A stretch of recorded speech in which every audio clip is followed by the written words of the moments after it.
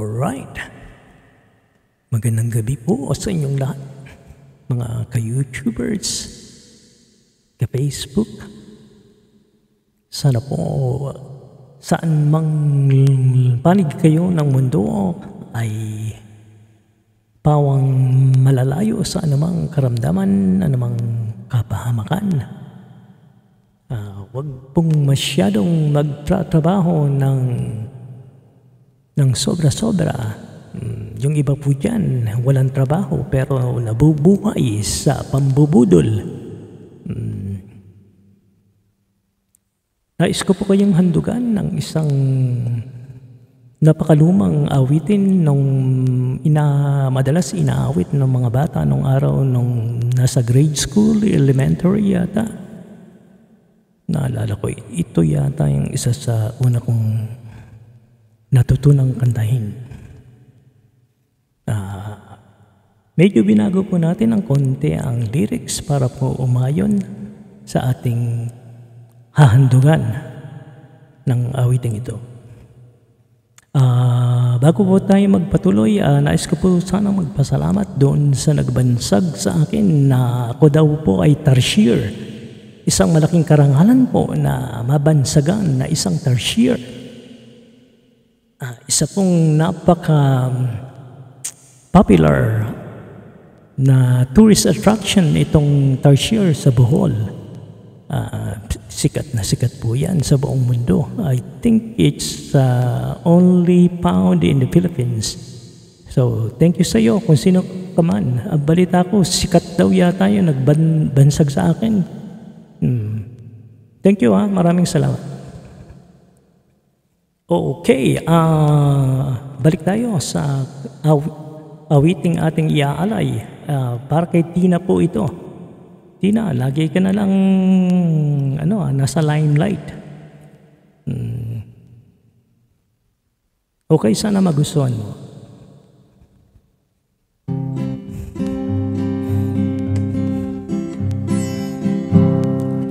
Oh, ilaw sa kwartong madilim, muwangis mo'y di niya maatim. O ilaw, ang kulay maitim, larawan mo Tina, nagbigay ng lagim. Ay, nagising siya tuloy at bumangon sa pagkagupiling, sa pagkakatulog na lubhang mahimbing. Binuksan mo ang bintana para ika'y dungawin, nang mapagtanto niya siya pala ay may asawa. Mukha ka kasing buksingera, Tina. Oh, ilaw sa gabing malamig, wangis mo'y maitim na singit, maitim na singit. O tanglaw sa gabing tahimik, sa gabing tahimik, larawan mo Tina, nagbigay pa sakit. Ay, nagising siyang muli at bumangon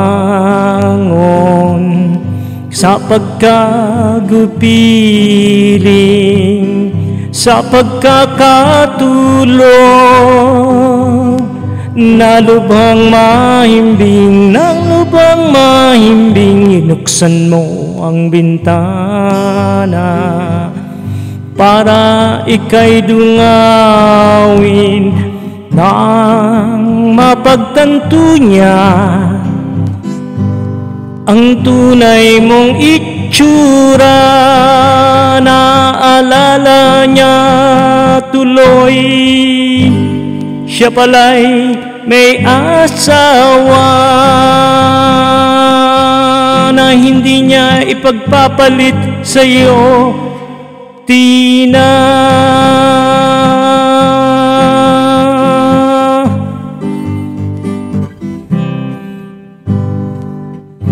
Sumuko ka na, Tina, napaliligiran ka na.